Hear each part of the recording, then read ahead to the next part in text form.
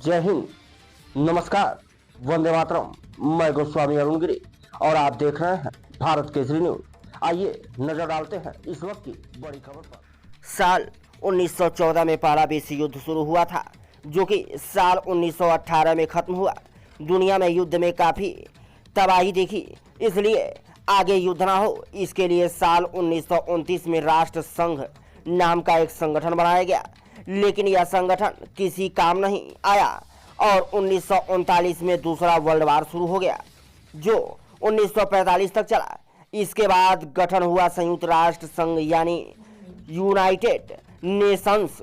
यह संगठन अंतर्राष्ट्रीय स्तर पर शांति, आर्थिक विकास, मानव अधिकार और सामाजिक प्रगति के लिए बनाया गया।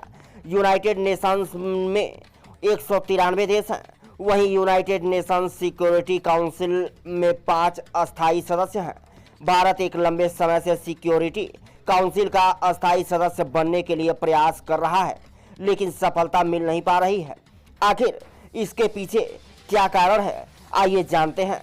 संयुक्त राष्ट्र सुरक्षा परिषद संयुक्त राष्ट्र का सबसे अहम हिस्सा कहा जाता है। इस पर अंतर्राष्ट्रीय स्तर पर शांति सुरक्षा कायम रखने का जिम्मा है। संयुक्त राष्ट्र सुरक्षा परिषद किसी देश पर अंतर्राष्ट्रीय प्रतिबंध लगा सकता है, किसी देश पर सैन्य कार्रवाई कर सकता है। यूएन सुरक्षा परिषद अगर कोई प्रस्ताव जारी करता है तो उसे संयुक्त राष्ट्र के बाकी देशों को मानना होता है।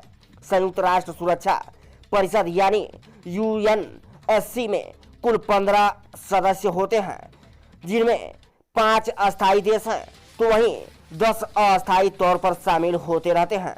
जब संयुक्त राष्ट्र का गठन हुआ था, तभी इसके सुरक्षा परिषद में 5 अस्थायी सदस्य बना दिए गए थे, जिसमें रूस, संयुक्त राज्य अमेरिका, फ्रांस, यूनाइटेड किंगडम और चीन शामिल है। यह पांचों देश वहां देश हैं जो सेकेंड वर्ल्ड वार में एक साथ लड़े थे और जीते थे।